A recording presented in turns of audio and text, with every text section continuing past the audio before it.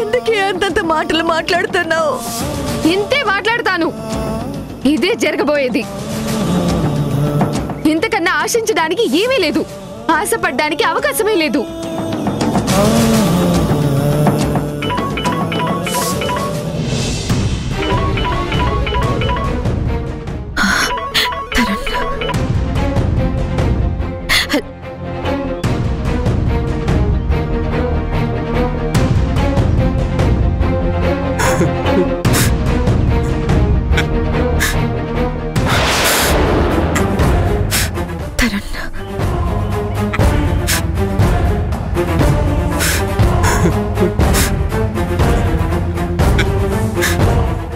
ఏమైంది? ఎందుకురా ఏడుస్తున్నావు? ఏం చెయ్యాలో అర్థం కావట్లేదమ్మా. దిక్కుతోచని పరిస్థితి ఏర్పడింది. ఏమైంది? ఏమైందో చెప్పు. నిశ్చితార్థం ఆపే ప్రయత్నాన్ని నాన్న కూడా తప్పు పట్టాడు. అత్త మాటలు విని అపార్థం చేసుకున్నాడు. ఆవిడ్ని సమర్థిస్తూ నన్ను అసహ్యించుకుంటున్నాడమ్మా. నిజాలను అంగీకరించే పరిస్థితి పూర్తిగా చేయి దాటిపోయిందమ్మా. ఎందుకు అలా అంటున్నావు? ఏమైంది? నీ వివాహం సౌమ్యతో జరిగి తీరుతుంది. నేను జరిపించి తీరుతాను.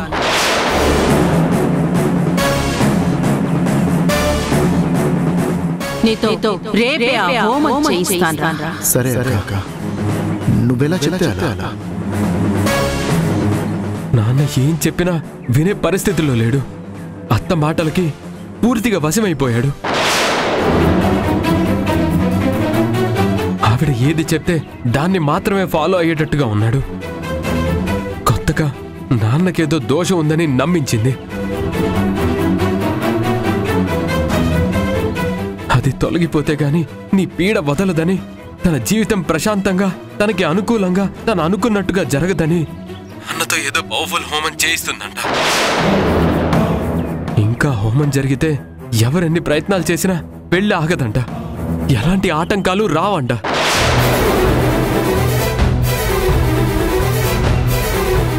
అత్త దగ్గరుండి నాన్నతో హోమం జరిపిస్తుందంట.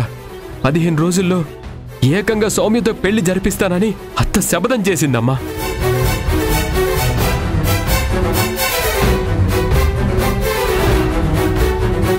పద్మవ్యూహంలో బందీనైపోయినట్టుగా ఉన్నానమ్మా.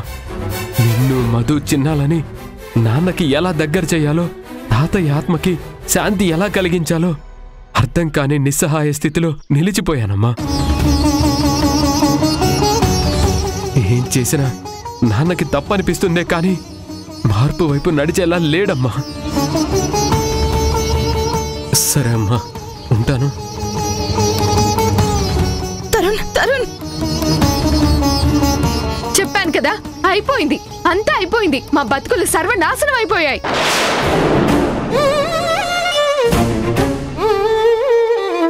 అప్పుడెప్పుడో నువ్వు చెప్పాల్సిన ఒక్క మాట ఆలస్యం చేయడం వల్ల ఇప్పుడు మా బతుకులు అసహాయానికి గురయ్యాయి.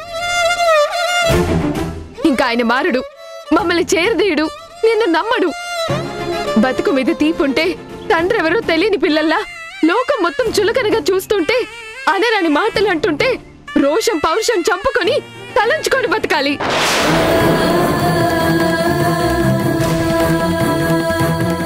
నా ఊహ తెలిసిన దగ్గర నుంచి నీ వెంట పడుతున్నాను.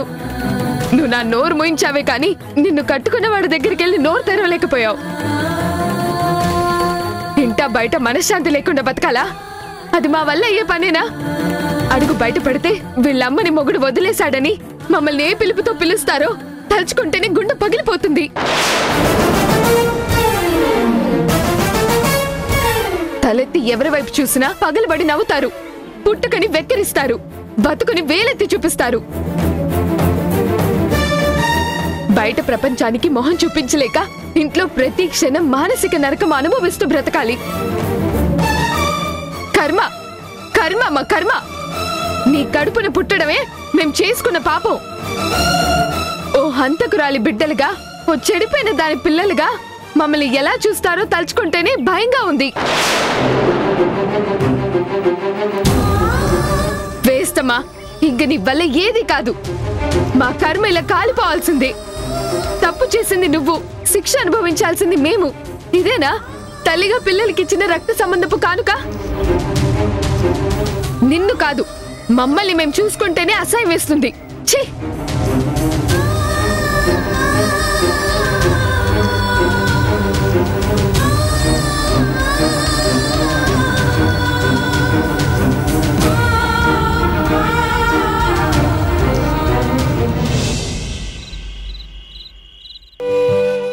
దగ్గరుండి నాన్నతో హోమం జరిపిస్తుందట. 15 రోజుల్లో ఏకంగా సౌమ్యతో పెళ్లి జరిపిస్తానని అత్త శపథం చేసిందమ్మా. రేపు నిజంగా ఆ శక్తి నాన్నతో హోమం జరిపిస్తే ఇంకా అన్నయ్య అన్నట్టు ఆ పెళ్లి ఆపడం అసాధ్యం. ఎవరు అడ్డుపడ్డా ఇక దాగదు. అదే జరిగితే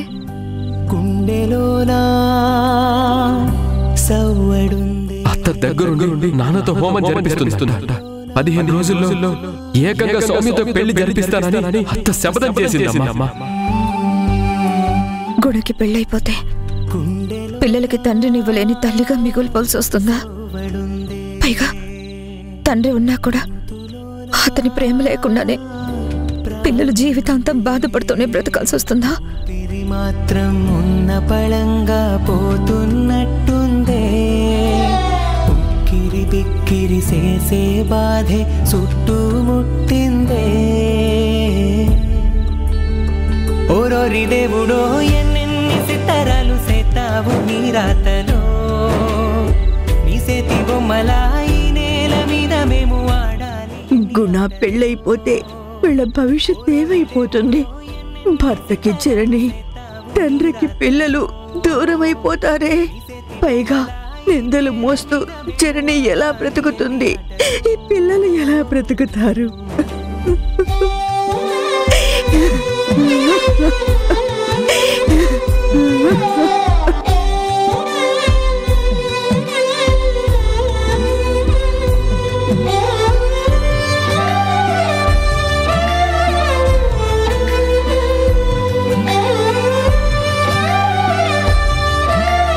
పంతులు గారు ఒక గొప్ప దోష నివారణ హోమం చేయించాలని చెప్పారా? ఈ హోమం గాని జరిగితే అత్త అన్నట్టు నాన్న పెళ్లి సౌమ్యతో జరిగిపోతుందా? ఈ హోమం గాని ఆ పెళ్లి గాని ఆపడానికి ఏదన్నా రూట్ ఉందా అంకుల్? ఒకసారి ఆలోచించండి. ఇది అందరికీ life and death question uncle. ఇందాక వాడు అరిచిన అరుపులు తలుచుకుంటేనే ముడుకు పడుతోందిరా. ఎంగేజ్మెంట్ ఆపినందుకే అంత ఫైర్ అయ్యాడు. మళ్ళీ మనం ఏదన్నా ప్రయత్నం చేస్తే ఎలా రియాక్ట్ అవుతాడో ఆలోచిస్తేనే భయంగా ఉందిరా. అది కాదు అంకుల్, ఆలోచించకపోతే అందరి జీవితాలు అస్తవ్యస్తం అయిపోతాయి అంకుల్. నా బుర్రకేం తట్టడం లేదురా.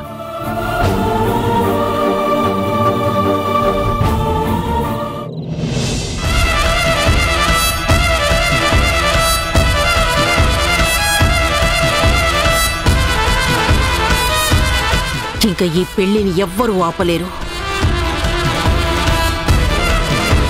శక్తి ఫిక్స్ చేసింది, దైవం హెల్ప్ చేస్తుంది.